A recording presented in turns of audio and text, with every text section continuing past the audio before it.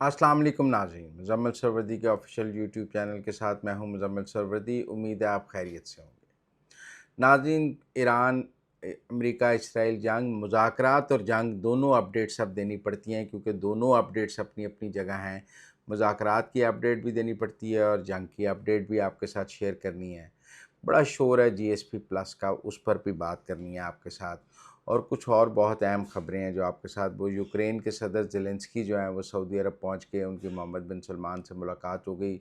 हमारे दोस्त कह रहे हैं कि जी मुआहदा तो हमारे साथ था, तो ये डिफेंस पैक्ट यूक्रेन से कैसा हो गया है, उस पर भी आज आपके साथ बात करनी है कि यूक्रेन से वो क्या ले रहे हैं सऊदी अरब, और पाकिस्तान का डिफेंस पैक्ट उससे मुतासर हो रहा है या नहीं हो रहा।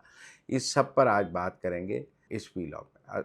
सबसे पहले बात करते हैं मुज़ाकरात की। देखिए, अमेरिका की तरफ से अब मुज़ाकरात की क़यादत जो है वो स्टीव विटकॉफ़ या डोनाल्ड ट्रंप के दामाद नहीं कर रहे, अब जेडी वैंस कर रहे हैं, अमेरिकी नायब सदर।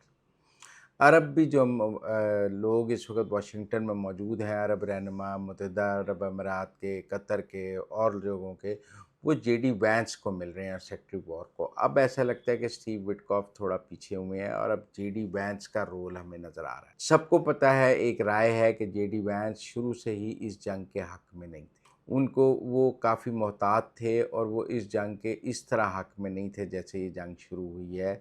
वॉर रूम में, सिचुएशन रूम में उनकी राय सब बता रहे हैं कि डिफरेंट थी। अब भी, तब भी उनका ये ख्याल था कि जंग लंबी नहीं होनी चाहिए, अब भी उनकी ये राय है कि जंग लंबी नहीं होनी चाहिए। ऐसी खबरें भी आई हैं। जेडी वैंस की नेतन्याहू से बात हुई है और उस टेलीफोनिक गुफ्तगू में भी काफ़ी तल्खी की खबरें आई हैं, जिसमें जेडी वैंस ने नेतन्याहू को कहा है कि आपने हमें फंसा दिया है, हम इतनी लंबी जंग नहीं करना चाहते थे। आपने कहा था रजीम चेंज हो जाएगी, आपने कहा था लोग अंदर से निकल आएंगे, आपने कहा था हम ये कर लेंगे।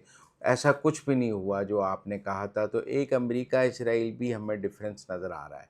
इसीलिए जब डोनाल्ड ट्रंप 10 दिन के पॉज़ की बात करते हैं तो इसराइल कहता है मैं कोई पॉज़ नहीं कर रहा, मैं अपनी बात करूँगा।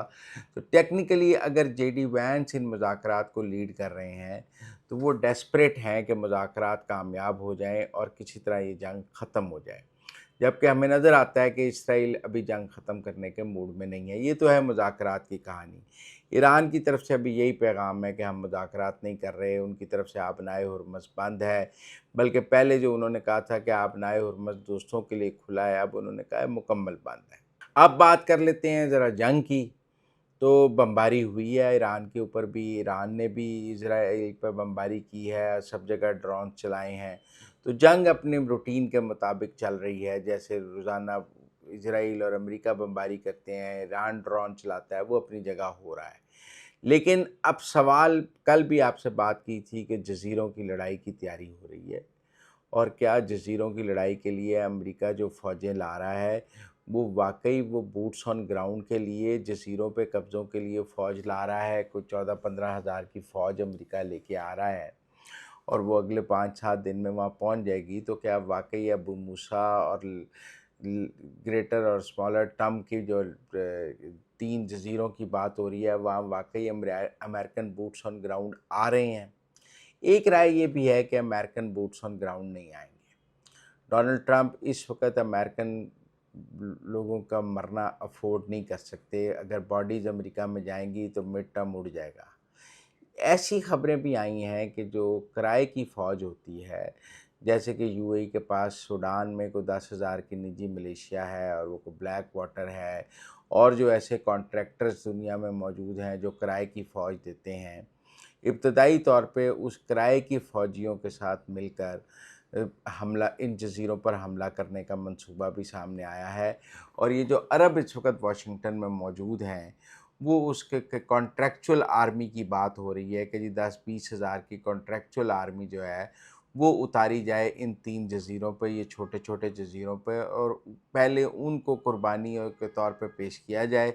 वो मर भी जाएँ तो कोई फ़र्क नहीं पड़ता, कोई अमरीकी नहीं मरेगा, कोई अरबी नहीं मरेगा, वो मर भी जाएँ तो क्या फ़र्क पड़ता है। तो एक ये भी राय है कि जो कॉन्ट्रैक्चुअल आर्मी है, जिसे किराए की फ़ौज कहते हैं, उसमें यूएई के पास सूडान में कोई 10,000 की निजी मिलिशिया मौजूद भी है।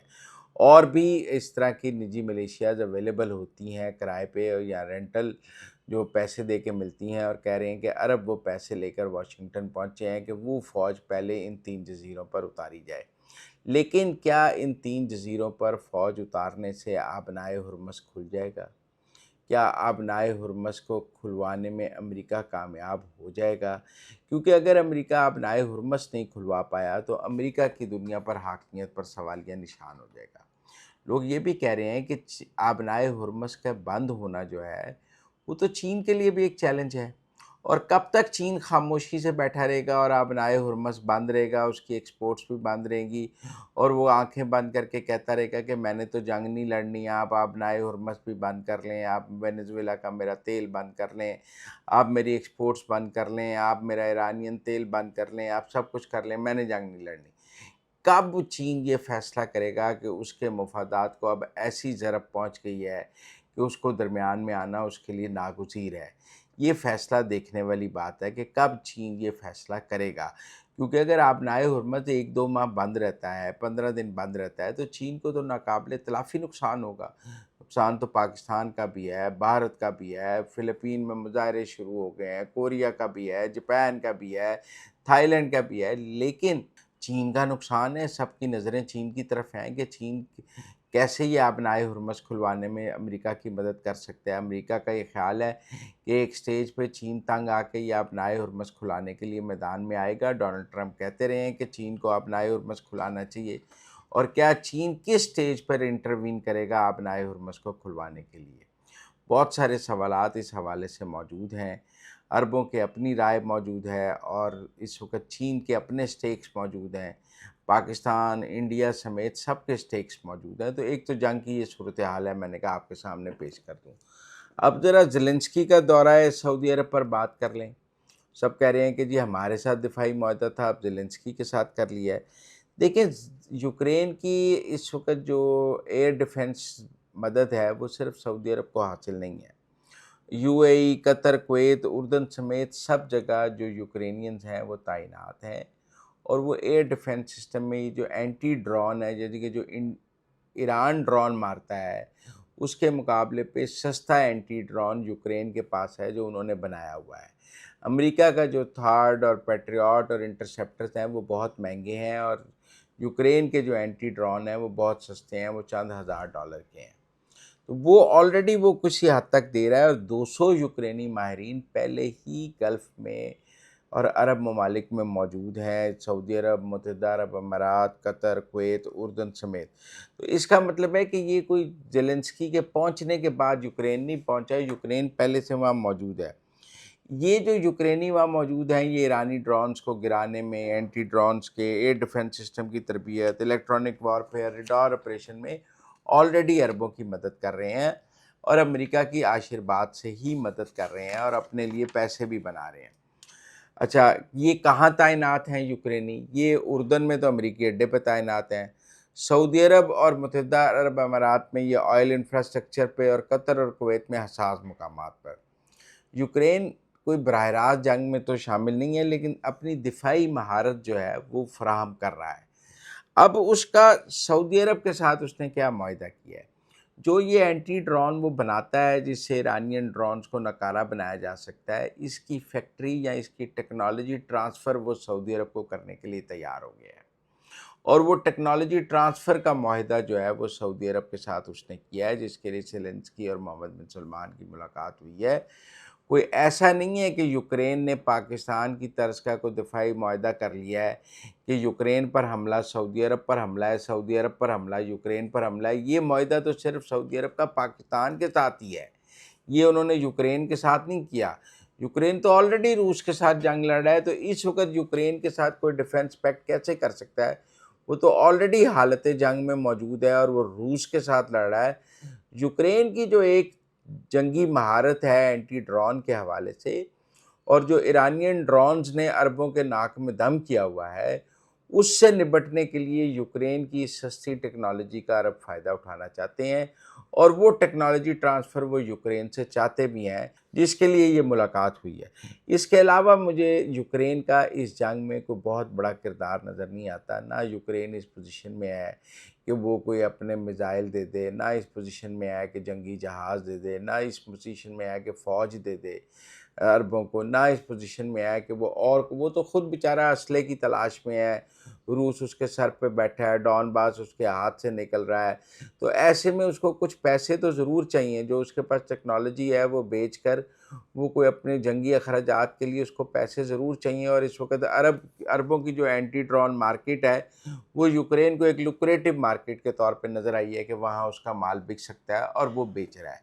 لیکن یہ کوئی ڈیفنس پیکٹ وہ نہیں ہے جو پاکستان اور سعودی عرب کا ہے۔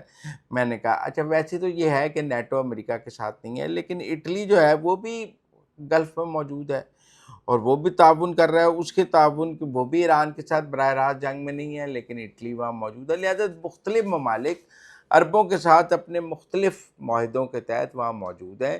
اسی طرح یوکرین آیا ہے۔ میں نے کہا آپ کو کلیئر کر دوں، بہت سارے ہمارے دوست اس حوالے سے ڈیفرنٹ بات چیت کر رہے ہیں، تو میں نے کہا آپ کو رکھ دوں کہ یہ کوئی ایسا معاہدہ نہیں ہوا جس کی ہم بات کریں۔ باقی جہاں تک یہ بات ہے کہ ابھی تک ایران مذاکرات کے لیے تیار نہیں ہے، ابھی تک آبنائے ہرمز بند ہے، ابھی تک دنیا میں تیل کی ترسیل رکی ہوئی ہے، آئل کی قیمت $103 سے اوپر چل رہی ہے، دنیا کی سٹاک مارکیٹس کریش ہو رہی ہیں، اکنامک کرنچ نظر آ رہا ہے، اور اس کا دباؤ ایران اور امریکہ دونوں پر ہمیں نظر آ رہا ہے۔ چین کا دباؤ یقیناً ایران پر ہوگا۔ دیکھیں آج چینی وزیر خارجہ نے پاکستانی وزیر خارجہ اسحاق ڈار سے بات کی ہے اور کہا ہے کہ مذاکرات ہونے چاہیے، کیونکہ شاید جنگ لمبی چین کو سوٹ کرتی، لیکن آبنائے ہرمز کی بندش جو ہے وہ چین کو سوٹ نہیں کرتی، لہذا چین بھی اس وقت یہ چاہے گا کہ کوئی ایسا راستہ ضرور نکلے جس سے آبنائے ہرمز کھل جائے۔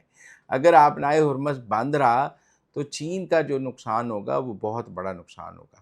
ایک اور دلچسپ خبر ہے، حوثیوں کی جو حکومت ہے اس کے وزیر اطلاعات نے سی این این کو ٹیکسٹ کیا ہے کہ ہم باب المندب بند کرنے پر غور کر رہے ہیں، یا ہم باب المندب بند کر سکتے ہیں۔ جس طرح آبنائے ہرمز جو ہے یہ گلف کے لیے راستہ بند کرتا ہے، اسی طرح ریڈ سی کا راستہ وہ باب المندب پر بند ہو سکتا ہے۔ حوثیوں نے پہلے بھی باب المندب بند کیا تھا، جس سے ریڈ سی سے ٹریڈ جو ہے وہ ختم ہو جاتی ہے۔ حوثی یہ بار بار اشارہ دے رہے ہیں کہ اگر آپ ایران کے آبنائے ہرمز کو کھلانے کے لیے کوئی گراؤنڈ آپریشن کریں گے، آپ کوئی بوٹس آن گراؤنڈ کریں گے تو ہم باب المندب بند کر دیں گے۔ سعودی عرب اپنا کچھ تیل ریڈ سی سے بھی ایکسپورٹ کرتا ہے، اور وہ باب المندب کی بندش سے وہ ریڈ سی والا راستہ بھی بند ہو جائے گا۔ بہرحال حوثیوں کا یہ ٹیکس سی این این کو کیا گیا ہے، انہوں نے کہا ہم اس جنگ میں شامل ہونے پر مشاورت کر رہے ہیں۔ ابھی حوثیوں نے نہ تو باب المندب بند کرنے کا اعلان کیا ہے، نہ جنگ میں شامل ہونے کا اعلان کیا ہے۔ انہوں نے کہا ہم باب المندب بند کر سکتے ہیں اور جنگ میں شامل ہونے کا سوچ رہے ہیں۔ اس کا مطلب ہے یہ بھی ایک پوسچرنگ ہے کہ اگر آپ ایران پر زیادہ بڑا حملہ کریں گے، بوٹس آن گراؤنڈ کریں گے، آبنائے ہرمز کھلانے کی کوشش کریں گے، تو ہم ریڈ سی سے باب المندب بند کر دیں گے۔ تو یہ ایک پوسچرنگ ضرور ہو رہی ہے۔ بہت سارے لوگوں نے یہ بات کی کہ جی اب ایران جو ہے وہ آبنائے ہرمز سے ٹیکس اکٹھا کرے گا۔ بہت لوگوں کا خیال ہے کہ ایران نے جو کنٹینر گزرنے دیے ہیں ان کے اس نے پیسے یوان میں لیے بھی ہیں۔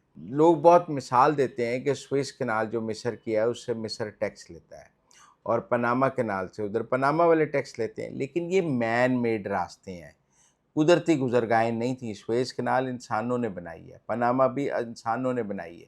آبنائے ہرمز تو ایک قدرتی گزرگاہ ہے، فری واٹر وے ہے، یہ مین میڈ نہیں ہے، لہذا اس پر ٹیکس نہیں لگایا جا سکتا۔ اس پر بھتہ تو لیا جا سکتا ہے، آپ اس پر بدمعاشی ٹیکس تو لے سکتے ہیں، لیکن بین الاقوامی قوانین کے تحت آپ اس پر وہ ٹیکس نہیں لگا سکتے جو سوئس کینال پر ہے یا پاناما پر ہے۔ تو یہ بھی ایک رائے اس بارے میں سامنے آئی ہے کہ کسی بھی سٹیج پر کسی بھی ملک کا اگر آبنائے ہرمز کی گزرگاہ پر کنٹرول ہو تو وہ اس کا ٹیکس نہیں لے سکتا عالمی قوانین کے تحت، کیونکہ یہ قدرتی گزرگاہ ہے، فری واٹر وے ہے، اور فری واٹر ویز پر دنیا پر میں ٹیکس نہیں ہے۔ آپ کچھ پاکستان کی سیاسی خبریں بھی آپ کے ساتھ شیئر کر لیں. ویسے تو میں آپ کو ایک بات بتاؤں, اس وقت پاکستان جتنا امریکہ کا ویسٹ کا لاڈلا ہے, جتنی اس وقت ہماری فارن پالیسی بہترین چل رہی ہے, جرمن وزیر خارجہ بھی پاکستان کی تعریف کر رہے ہیں, دوسرے یورپی ممالک کے بھی پاکستان سے بہت اچھے تعلقات ہیں, امریکہ بھی ہمارے ساتھ ہے, تو اس وقت جی ایس پی پلس ختم نہیں ہو سکتا. وہ میں عمران ریاض خان صاحب کا ٹویٹ دیکھ رہا تھا کہ اب حکمرانوں کے اپنی کرتوتوں سے جی ایس پی پلس ختم ہو رہا ہے تو اس کی ذمہ داری پی ٹی آئی پر نہ ڈالیں. نہیں, میرے خیال میں جی ایس پی پلس پاکستان کا کینسل نہیں ہو سکتا. صرف جو ٹیکنیکل بات ہے کہ پی ٹی آئی کے وہ جو عمران خان کے رشتہ دار ہیں, عثمان خان صاحب, جنہوں نے جی ایس پی پلس کے خلاف بات کی ہے, اس کے اوپر ایک رائے پاکستان میں یہ بنائی جا رہی ہے کہ پی ٹی آئی کو جی ایس پی پلس کے خلاف یا عمران خان کے کسی رشتہ دار کو جی ایس پی پلس کے خلاف بات نہیں کرنی چاہیے, کیونکہ آپ نیشنل انٹرسٹ کے خلاف نہیں بات کرتے, آپ ملک کے خلاف نہیں بات کرتے. کچھ بھی ہو جائے, مطلب ملک کے لیے تو جان بھی حاضر ہے. اب فیصل جاوید خان صاحب جو پی ٹی آئی کے وہ اسٹیٹ سیکرٹری سینیٹر ہیں, انہوں نے جی ایس پی پلس کے حق میں ٹویٹ کیا کہ ہم کھڑے ہیں جی ایس پی پلس کے ساتھ. تو عثمان خان صاحب نے فیصل جاوید صاحب کی بھی کافی بےعزتی کی ہے کہ تم کون ہوتے ہو جی ایس پی پلس کی حمایت کرنے والے. میں عمران ریاض خان صاحب کا بھی ایسا ٹویٹ دیکھ رہا تھا. میرے خیال میں یہ افسوسناک بات ہے. اس سے پہلے پی ٹی آئی کو کافی عقل آ جانی چاہیے. دیکھیں, آپ نے اس سے پہلے یو ایس کانگریس میں پاکستان کے خلاف قرارداد لانے کی ڈیموکریسی ایکٹ کے تحت کوشش کی, جس میں آپ نے فیلڈ مارشل عاصم منیر پر پابندیاں لگوانے کی کوشش کی, آپ ناکام ہوئے. آپ نے آئی ایم ایف کے دفتر کے باہر دھرنے دیے اور آئی ایم ایف سے پاکستان کا قرضہ رکوانے کی کوشش کی, آپ ناکام ہوئے. آپ نے ریمیٹنسز بند کرنے کی اپیل کی, ریمیٹنسز بڑھ گئیں, آپ ناکام ہوئے. پی ٹی آئی کو اتنی ناکامیاں بین الاقوامی محاذ پر ملی ہیں, لیکن اس کو عقل نہیں آتی ہے اور یہ پتہ نہیں کس زوم میں لگے رہتے ہیں. دیکھیں نا, اب جی ایس پی پلس رینیو ہو جانا ہے. میں آپ کو بتاتا ہوں, مجھے انٹرنیشنل حالات میں ایسا نہیں لگ رہا کہ اس وقت کوئی یورپین یونین پاکستان کا جی ایس پی پلس جو ہے وہ کینسل کر دے گی, کیونکہ اگر انہوں نے کینسل کرنا ہو تو اس کے ایک عالمی حالات ہوتے ہیں. پاکستان اور یورپ کی کشیدگی ہوگی, امریکہ ناراض ہوگا, کوئی یورپ کے بڑے ملک پاکستان سے ناراض ہوں گے. اگر ایسا نہیں ہے اور پاکستان تو ایران امریکہ جنگ میں سینٹر آف فوکس ہے, تو ایسے موقع پہ جی ایس پی پلس کیسے کینسل ہو سکتا ہے؟ لیکن ملک کے اندر جو فضا بنی ہے یا جو لوگ آپ کو جی ایس پی پلس کے حوالے سے بات کرتے آ رہے ہیں, یہ پی ٹی آئی کو یہ کی ایک اور ناکامی کا فائدہ اٹھایا جا رہا ہے. لیکن آپ نے ٹرمپ والا سارا کھیل کھیلا, آپ ناکام ہو گئے. آج آپ کا اس پہ مذاق اڑتا ہے. آپ نے ریمیٹنسز کا کھیل کھیلا, آپ ناکام ہو گئے. آپ نے آئی ایم ایف کے باہر دھرنے دیے, آپ ناکام ہو گئے. آپ نے یو کے جو پارلیمنٹیرینز کے ساتھ وہ زلفی بخاری نے سیشن کیا, آپ ناکام ہو گئے. آپ وہ آکسفورڈ کے چانسلر بننا چاہتے تھے, وہاں آپ کے کاغذات ریجیکٹ ہو گئے, آپ ناکام ہو گئے. تو ٹیکنیکلی اتنی ناکامیوں کے بعد بھی پی ٹی آئی کو عقل نہیں آئی اور یہ ایک اور بلنڈر جو ہے وہ انہوں نے مار دیا ہے, جو اپنی جگہ میرے خیال میں بڑا افسوسناک ہے. اچھا, اب ایک اور بات ہے کہ وہ بڑی خبر آ رہی ہے کہ جی وہ کے پی میں جو کیبنٹ کی ایکسٹینشن ہے, اس پہ مینا افریدی, شاہد خٹک اور سہیل افریدی میں لڑائی ہو رہی ہے. کسی نے وزیر بنانے پہ 5 کروڑ لیے ہوئے ہیں, کسی نے 7 کروڑ لیے ہوئے ہیں, کسی نے 9 کروڑ پکڑے ہوئے ہیں, اور وہاں وزارتوں کی بندر بانٹ چل رہی ہے. دیکھیں, تحریک انصاف ملک میں کرپشن ختم کرنے آئی تھی. اس کی اپنی سیاسی جماعت میں سب سے زیادہ کرپشن ہے. اس کے پی ٹی آئی کے ادوار جو ہیں, چاہے پرویز خٹک کا ہو, چاہے محمود خان کا ہو, چاہے گنڈا پور کا ہو, وہ کرپشن کی لازوال داستانیں پیش کرتے ہیں. پاکستان کی تاریخ میں کرپشن کے سب سے بڑے سکینڈل جو ہیں, کوستان سکینڈل سمیت, کے پی سے باہر آئے ہیں. بیڈ گورننس کی سب سے بڑی پہچان جو ہے وہ کے پی بن کے اوپر آئے.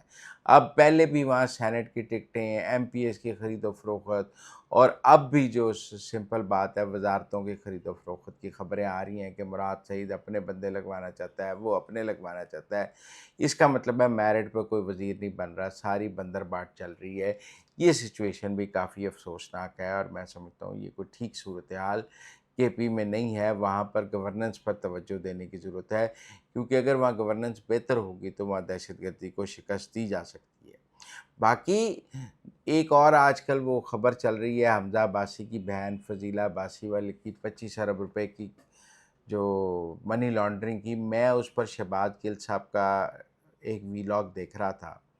اب دیکھیں شہباز گل صاحب کو ویسے تو لوگوں کے نام رکھنے کی بہت عادت ہے.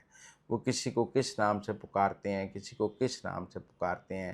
میں ان کی تعلیمی قابلیت دیکھ رہا تھا اور جب ان کی گفتگو سنتا ہوں تو مجھے وہ پنجابی کا وہ محاورہ یاد آ جاتا ہے کہ کھوتے تے علم لدیا ہوا ہے. ہمارے ہاں اکثر کہتے ہیں کہ جب کوئی پڑھا لکھا جاہل ہو اور جب کسی کے پاس ڈگریاں بہت زیادہ ہوں اور اس کی گفتگو جہالت پر مبنی ہو تو اس کو کہتے ہیں کہ کھوتے پہ علم لدا ہوا ہے. تو جب میں شہباز گل صاحب کی یہ گفتگو سنتا ہوں کہ وہ لوگوں کو جانوروں کے ناموں سے تشبیہ دیتے ہیں، نیم کالنگ کرتے ہیں، تو وہ کو پڑھے لکھے آدمی کی پہچان تو نہیں بناتے ہیں، وہ تو کھوتے پہ علم لدنے والی بات ہے. انہوں نے فضیلہ عباسی نو بھی مریم نواز نال ملا دیتا. حالانکہ انہیں یہ کہنا چاہیے تھا، میں سمجھتا ہوں کہ فضیلہ عباسی ایک اور فرا گوگی ہیں. چونکہ اپنے گھر کی چورنی نکل آئی ہے نا، حمزہ عباسی کی بہن چورنی نکل آئی ہے، منی لانڈرنگ نکل آئی ہے اور 25 ارب روپے کی منی لانڈرنگ نکل آئی ہے. تو اب فضیلہ عباسی نے کوئی نواز شریف یا آصف زرداری کے لیے تو منی لانڈرنگ نہیں کی، انہیں تو حمزہ عباسی پی ٹی آئی میں ہی منی لانڈرنگ ہوئی ہے. یہ تو آپ کے گھر کا معاملہ ہے، آپ کو خود اس کی وضاحت دینی چاہیے. آپ کہیں فضیلہ عباسی کی شکل میں پی ٹی آئی سے ایک اور فرا گوگی نکل آئی ہے. وہ پی ٹی آئی کی ایک اور فرا گوگی ہے. پہلے ایک فرا گوگی تھی جس نے پنجاب میں داستان رقم کی، جو 5 کیرٹ کی انگوٹھیاں لیتی تھی بشرا بی بی کے نام پر، یا بشرا بی بی کو دیتی تھی، ہمیں کیا پتہ، لیکن وہ آڈیوز موجود ہیں، اسی لیے وہ فرار ہے. اب فضیلہ عباسی جو ہیں وہ ایک اور فرا گوگی ہیں جو پی ٹی آئی میں سامنے آئی ہیں. میں نے کہا تھوڑی شہباز گل صاحب کی تصحیح کر دی جائے. مجھے امید ہے وہ برا نہیں منائیں گے اور اس بات کو اپنی تصحیح کر لیں.